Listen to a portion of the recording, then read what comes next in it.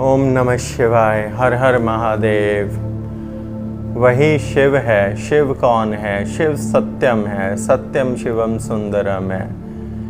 महादेव कौन है? देवों का देव महादेव है। उससे ही रुद्र शंकर है। शंकर को जब क्रोध आता है तो ब्रह्मा का भी शीश कट जाता है। ये पौराणिक कथाएं आपके समझ तो आएंगी नहीं, लेकिन ये समझे, शिव सत्व गुण में सबसे उच्च और सबसे पवित्र क्यों है? शिव ने युगों युगों तक परमानंद की स्थिति प्राप्त करी, जिसे ध्यान कहते हैं। जब आप अपने सभी कुंडलिनी चक्रों को भैरव विज्ञान तंत्र की विद्या से सक्रिय कर लेते हो तो त्रिनेत्र, माथे के बीचों बीच जो पाइनियल ग्लैंड है, वहाँ कुछ ऐसे केमिकल्स रिलीज होते हैं जो आपको इस संसार की माया से परे कर देते हैं। हर वो मनुष्य जो इस प्रक्रिया को पूर्ण कर पाएगा वही तो माया के बंधनों से मुक्त हो पाएगा।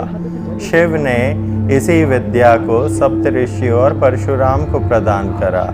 उन्हीं सबसे ये विद्या लिखित रूप में तुम तक आई और भैरव विज्ञान तंत्र कहलाई।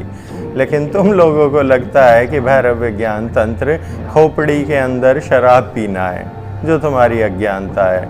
असली अघोरी और असली तांत्रिक तंत्र विद्या ग्रहण करे हुए मनुष्य सत्व गुण का परिचय रखते हैं। उन्हें पता है कि अपनी योग माया से कैसे उस परम शक्ति के साथ जुड़ा जा सकता है। शिव युगों युगों तक परमानंद की स्थिति में रहते हैं, उसी को ध्यान कहते हैं। जब आप ध्यान लगाओगे तो इस संसार की मोह माया से मुक्त हो जाओगे। शिव ही आदि योगी है, शिव ही नारायण है, शिव ही राम है, शिव ही हनुमान है। और हनुमान का भक्त कौन? हम। हनुमान किसका भक्त? राम का। राम किसका भक्त? शंकर का। शंकर किसकी भक्ति कर रहा है? वो भी तो राम की ही कर रहा है। राम कौन है? वही तो नारायण है। नारायण कौन है? त्रिदेवों का अंश है। ये कहाँ से आए? यही तो ब्रह्म है। ब्रह्म क्या है? मोह माया है।